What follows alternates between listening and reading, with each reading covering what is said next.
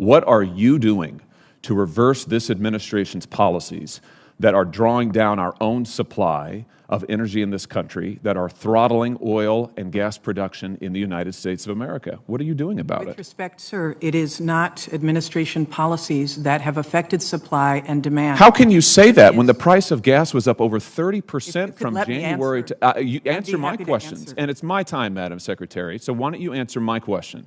Hey everyone, welcome back to the channel. Today we're diving into a heated Senate exchange between Senator Josh Hawley and Energy Secretary Jennifer Granholm, where Senator Hawley didn't hold back on his concerns about gas prices, the energy crisis, and the Biden administration's role in the rise of fuel costs. If you're as curious about the causes of high gas prices as I am, stick around as we break down the points from both sides of this intense debate. Let's get right into it. From January to August, the price of gasoline was up over 30%. In my state alone, it has been a continuous upward tick since then.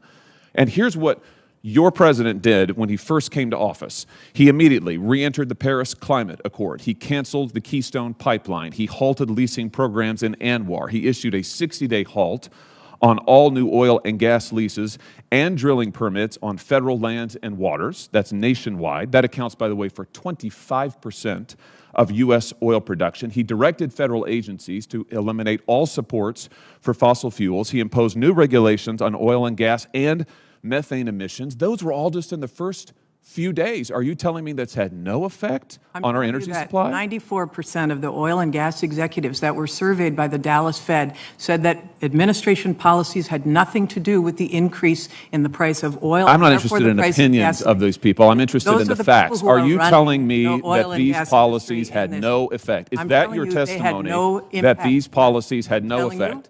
Are you telling me, Madam Secretary, are you telling me under oath that these policies had no effect? I'm telling you that 94% of the oil and gas industry... I'm not interested in their opinion. I'm interested in the facts. So, no, they did not. Ask that is Vladimir a remarkable statement about the increase in demand and the decrease in supply from pulling Russian barrels of oil off the market, thanks to rightly the United States saying we're not going to take Russian oil. Coming out of COVID... So what explains the increase between January and August of 2021? Coming out of COVID, there was an increase in demand because people were driving again. When there was no demand, the prices dropped. That is a basic law of economics. The prices dropped. I have to say, Madam Secretary, with all due respect, your answers are insulting, and they are insulting to the people of Missouri who are looking for action.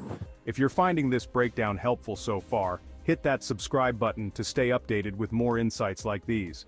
Granholm clarified that they've been calling for an increase in supply, both domestically and internationally, but Hawley's response was blunt.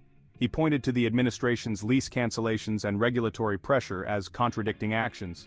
He concluded by calling on Granholm to prioritize American needs and focus on the one thing he says Americans care most about, getting gas prices down. This exchange made it clear that, for him, accountability and immediate solutions are what Americans want right now. So that's the breakdown of this intense back and forth between Senator Hawley and Secretary Granholm on gas prices and the administration's role. What do you think? Is this a case of unavoidable global issues? Or are these policies making things worse at home? Let me know your thoughts in the comments below, and don't forget to subscribe for more insights on debates like these. Thanks for watching, and I'll see you next time.